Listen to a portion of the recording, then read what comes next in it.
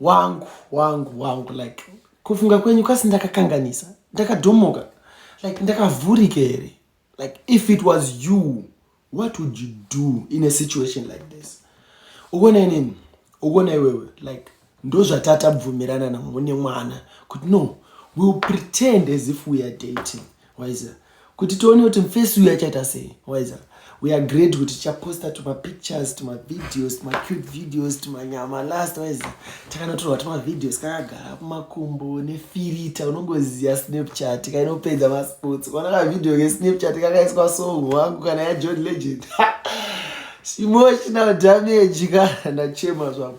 Takanoruwa paipa. Ko little did I know kakuti komwana wandototorwa naye tuma videos patuita zvese izvi ari kutokecha vibe. Yes, I don't want to lie. Neniwo ndaitokecha vibe like angatorungoro nikamuka vibe kaka.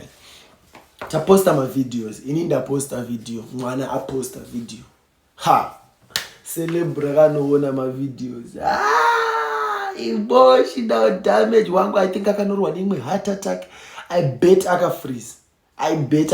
Chete bozi unondoshamisa kutsano vari kuita sei mune mwana how link yacho iri papi tsano obvious ka ndofunga akatiraya kuda kubalansisa zvakaramba, but then iye akada kunyepedzera kunondingwarira manje kundiendera kumberi nini kuzvita gunvoster kuda kunyepedzera kuita short ipapo kuzvita gunvoster iwe kundiita dira rizare nini iwe kudhara ka ndakanomutangira wona zvadzabva dzaita manje badzabaya kune sister yangu weza badzanosvika badzati tsangwa pretenda kutsangwa zvikanza wona ka baby zvikuita hanzvadzi yako kwatsano wona zvaari kuita hanzi ari kuita sei wona handiri kuziya ex wangu wandakarambana naye niko waize akunodanana nehanzvadzi yako iri kunyenga ex yangu iri kumhanya naye zvinozoita here tikauya kumadate tikaita double date paipai tiri 2 akagara apa nechine ex yangu ini ndakagara newo zvinoita here. Sister yangu yakanoti wangu ukuti chi